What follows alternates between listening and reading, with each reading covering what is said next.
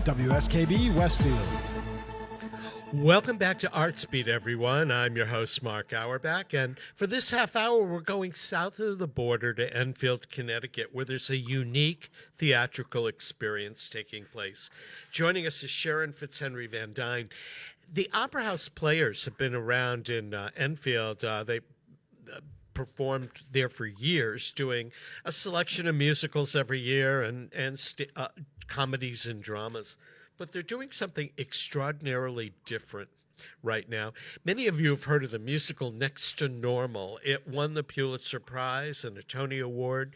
In fact, I think it won multiple Tony Awards when it premiered in 2010 on Broadway. It had a long life on a national tour. Theater Works in Hartford brought it to Hartford in a really unforgettable production several years ago in their small space on Pearl Street. And now it's coming back, but with a twist. It's an accessible performance made available to those who hear and those who don't hear. And it's a mix of spoken musical and signed musical. This is very different. We don't see a lot of it.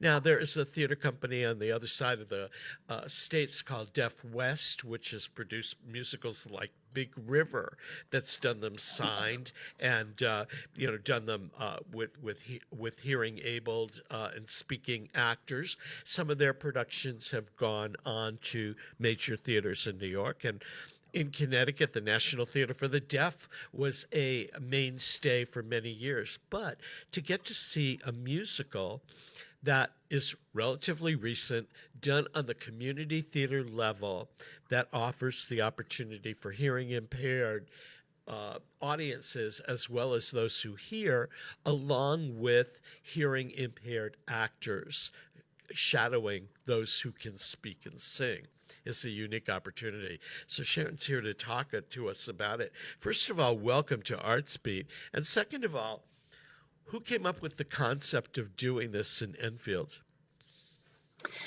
I suppose that I did. This is something that I had done with a straight play many years ago and had always wanted the opportunity to do it again, and had run across Next to Normal and thought what a wonderful production this would be. It talks about, just within the text, family not hearing each other and family members not connecting with each other. And I thought the text really supported that two-language production.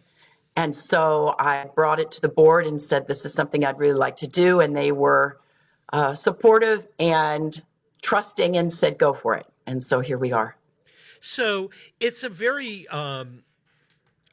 emotionally powerful musical. I've seen it and blown away by it because it opens up a family that appears, quote, normal on the outside, but inside the mother is bipolar. One child, we're not sure what has happened to one child, whether he's a ghost, whether he has committed suicide. The father is dysfunctional. The other child is dysfunctional.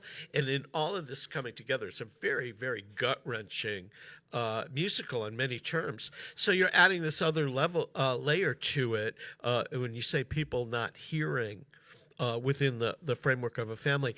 How did you develop the script, and how did you make sure that in bringing in actors who could hear and speak versus those who signed, how did you blend it so that it's seamless? Well, I have to give a lot of a credit to our Dazzle, our director of artistic sign language, Nikki Malik. She did a wonderful job glossing the script, which is taking an English version and turning it into American Sign Language. And she worked collaboratively with that signing company to come up with the best signs that worked in the moment, worked within the beats of music, to tell that story in a way that supports both the script, but is accessible and appropriate for deaf language. It works really well. One of the things that we've done is that there is an entire cast of speaking actors and there is an entire cast of signing actors. And the two work in tandem, sometimes together, sometimes they split, sometimes they share signs. It's really a very, very dynamic and interactive production. A lot of times people will think of a deaf signed performance and the signer or the interpreter is off to the side. And that's not the case for our particular production. All the actors interact. All of the actors coexist in staging, in choreography, in all of the elements of a musical. I was going to ask, I mean, I've gone to performances that are signed, and I find it very distracting because I tend to keep my eyes to the person who's signing sometimes and not what's happening on the stage.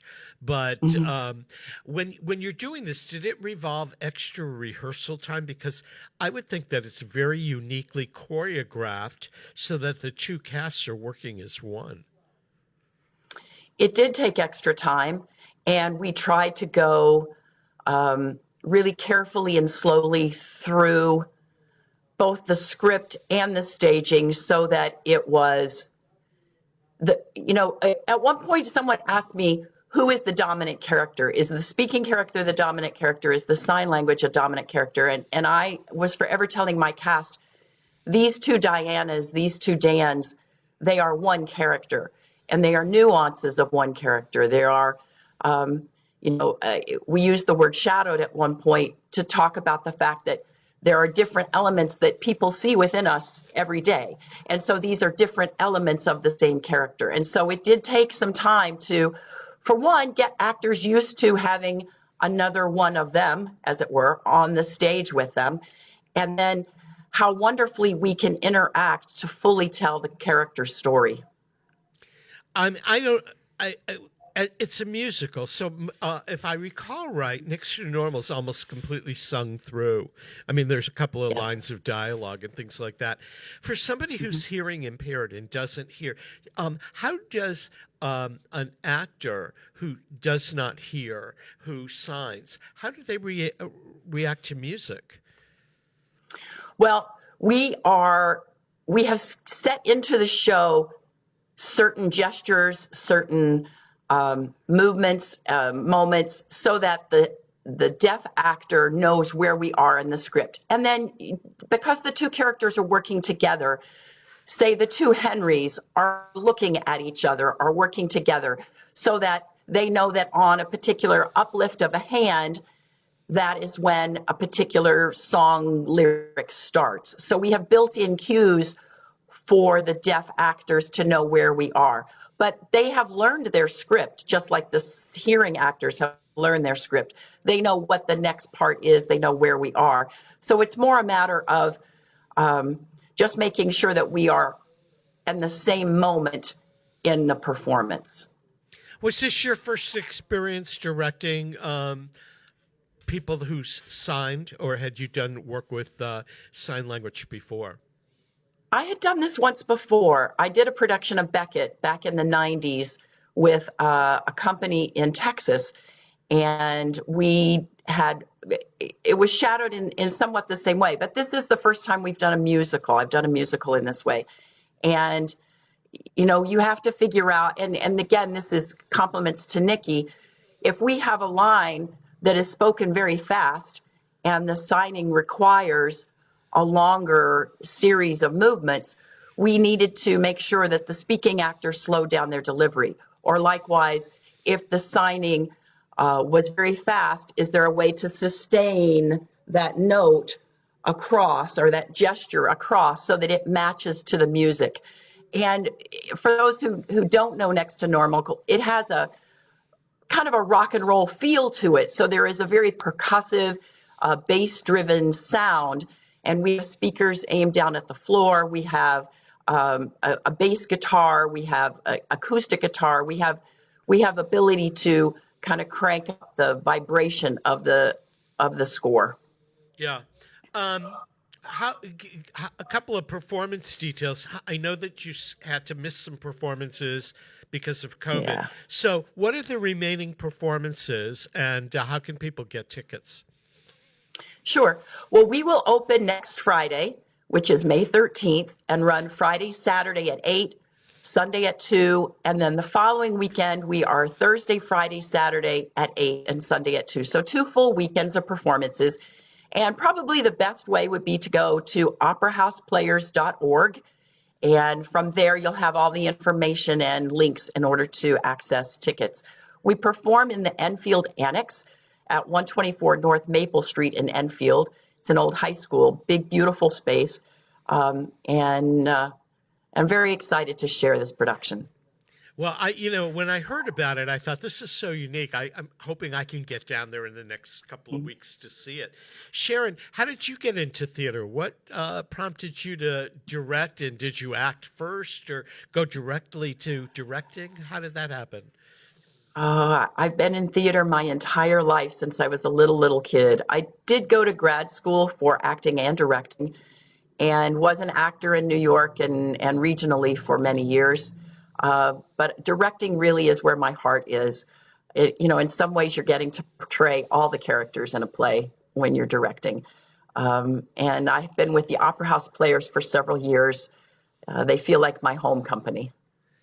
I mean, I met you because you usher at Hartford Stage on press nights, and I usually Yes. go to Hartford Stage opening with a mutual friend of ours, and he says that you've done some beautiful directing work over the years. What are some of the the shows that you've done in your directing career?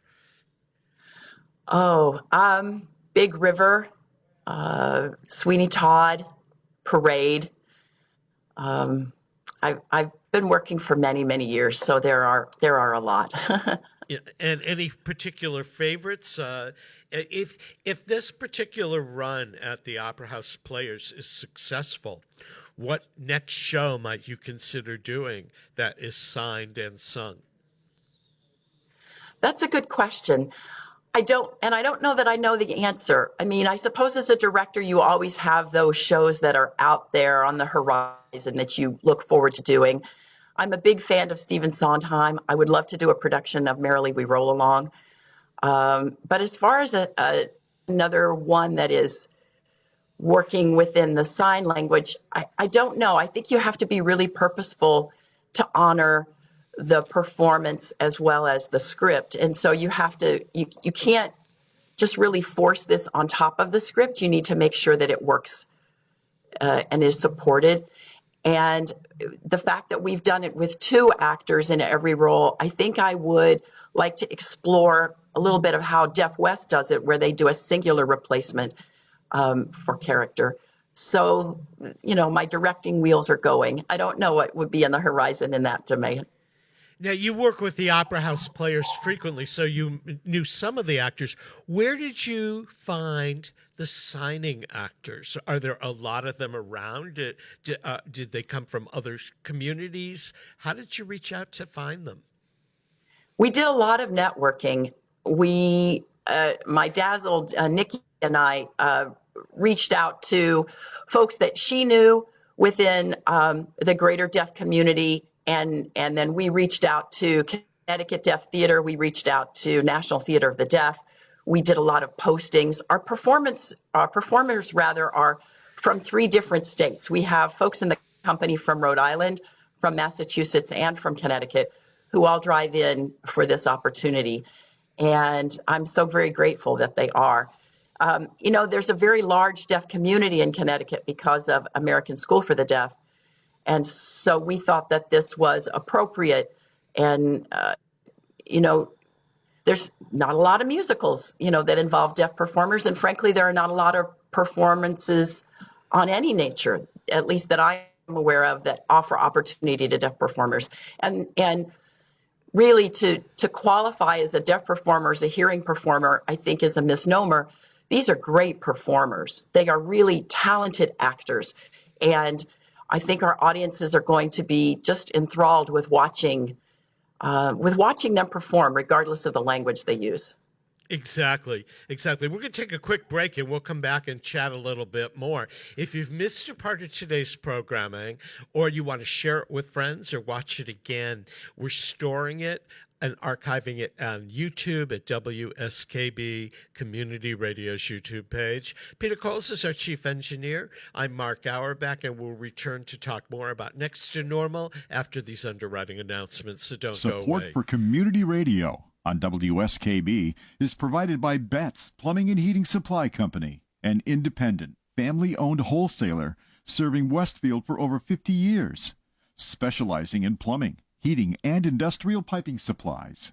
On the web at betsplumbing.com or at 14 Coleman Avenue in Westfield. Support for the community programming of WSKB is provided by the Dunkin' Donut Shops of Westfield and the Sardinia family. It's nice to know that even as the world changes, Dunkin' Coffee remains the same at 7 convenient locations throughout Westfield. Join us every Thursday morning from 6 until at least 7:30. Check out the Bobby G and Company Show right here on WSKB 89.5 Community Radio. 89.5 WSKB. Live from Studio 120 at Westfield Technical Academy, this is WCPC Channel 15 and 89.5 FM WSKB Westfield. Welcome back to ArtsBeat, everyone. I'm your host, Mark Auerbach. Peter Coles is our chief engineer, and we're talking with Sharon FitzHenry Van Dyne, who is the director of Next to Normal, which is the Pulitzer Prize-winning musical, currently at the Opera House Players in Enfield. And what makes this production unique, it is both sung and signed, performed by those hearing, singing actors, along with those who are signing and singing actors. And it is a production that is available for both the deaf community and the non-deaf community, kind of a unique production in our area. So you've directed a whole variety of things. When did you know in your life that you had to be in theater? I suppose that folks who are lifetime theater people, it's always such a part of you. I can't imagine it not. It is the place I go for extreme joy and angst and exploration, and it's been a part of me for so long. It just is. It just is. I love the theater. Do you remember the first play or musical that you saw where you said, I could do that? Oh, when I was a very little girl, I went to see a show on Broadway called The Magic Show. And while I don't recall it being especially wonderful, I thought that the whole experience was just overwhelmingly enthralling. There's something special about stepping into someone else and walking in their shoes for a while and feeling their joys and their sadness and their passions and putting it on like a warm coat and living in it for a while. I have always enjoyed that ride of someone else's emotions that you get in a theater. I agree. The other day, I played hooky from work on Wednesday and ran into New York with a friend, and we decided we would go to a matinee. And I didn't have to review the show. I didn't have to do a story about the show or anything like that. And as the house lights went down and the overture started, and it was a musical that had a real overture, it was so exciting. There's the feeling of being in the theater. I'm so glad I live in that world, and it reinforces. I don't always feel that when I go to cover a show. Sometimes I think I'm going to work, but when the lights go down and there's an overture, and you start to see the razzle dazzle of what theater can possibly be, and the goosebumps and the chills go down your spine, you realize this is the most wonderful world to live in. It is. It is. For years and years, I ran a theater camp for little kids, and I would always tell them, you may never grow up to be a performer, but I hope that you always have a love for the craft. I hope that you always will go to plays and see plays and experience plays, because without an audience that is engaged, our work means nothing. And it's just important to have that audience as well. I love being on the production side, but it is fun, isn't it, to go to see a show, especially one that I don't know. That doesn't happen very often because I'm forever reading scripts or seeing shows. So to see one that I've never seen and it's brand new and it gets to wash over you in that first experience, that's a very special time. It is, but the other thing is you can go see a show that you've seen before. Like I went to see Lost in Yonkers at Hartford Stage. I saw it on Broadway, and I remember certain elements of it. But I'm 20 years older now than I was when I saw it the first time. And family experiences and life experiences have changed. And I'm sitting there and I'm seeing a show, and I'm seeing a lot of things I never saw in it before. And it can be just as exciting to go back and revisit a play that you think you know. Absolutely. I directed Next to Normal back in, I think it's 2014. And then it was really, I don't know if it was my focus or, again, just where I was in life, but it was about the mental illness. And this time it's really more about the relationships. It's a story for me this time about a marriage that's in crisis. It's about parents and children who are trying so hard to find each other. And the mental illness is the obstacle that they're having to deal with. But this time, Next to Normal is about the relationships. And I think that bringing in the additional aspect of the American Sign Language performers, we've really worked on relationship, because those two characters need to not just coexist, they have to really rely on each other and look to each other for comfort or look for each other for support. And so you'll see in our production, there are a lot of moments where the two signers react not necessarily to the other actors on stage, but to each other. And so we've worked really hard on relationship in this particular production. Yeah, it is. As you're saying that, I thought of it when I first saw it in New York. I thought of it as this is how untreated mental illness destroys a family. And then when I saw it at Theater Works, the relationship element didn't play. But as you describe it now, I realize that it must have been where my head was at the time. I definitely think for us, at least in this instance, it's about relationship. And I guess, and in that regard, I find that even though it's heavy material, it's a play that ends on a hopeful note. Maybe not a happy note, but hopeful. And hopeful is a good place to be. All of these family members at least have hope that the forward motion of their life will be a good one. I mean, it's not a happy play or a musical on any stretch, but it is optimistic. And if we don't have optimism in our lives, no matter how, at least I feel this way coming out of a pandemic, that if we don't have a little bit of hope or optimism, we're sunk. So this is we've all been through the ringer in the last 2 years. And if we don't have a little bit of thought, a little optimism in our lives, how do we pick up our pieces and move on to the next step? Absolutely. Absolutely. And you see that in the dialogue of these characters. I mean, the husband and wife have conversations about, why stay with each other? Why keep trying? And they're like, we made a promise. We made a promise that we'll keep going and we'll keep trying. And that promise in and of itself is enough of a reason sometimes to just the next day keep going. I find it, while it's a hard subject matter, it's a worthwhile subject matter. And it does leave me feeling like they're going to be okay. Yeah, I got that feeling. Somehow it's going to work out. I didn't feel like we were leaving a dire situation. But anyway, I do hope people get to go see it because, first of all, on its own terms, it's a great musical. And second of all, to get this opportunity to see it presented in a different light. What's next on your schedule once this opens? How many shows do you direct a year? I tend to do 2 or 3 a year. I'm taking a little bit of a break after this. I'm going to go out to the Cape for a few days and just kind of have some sunshine and quiet.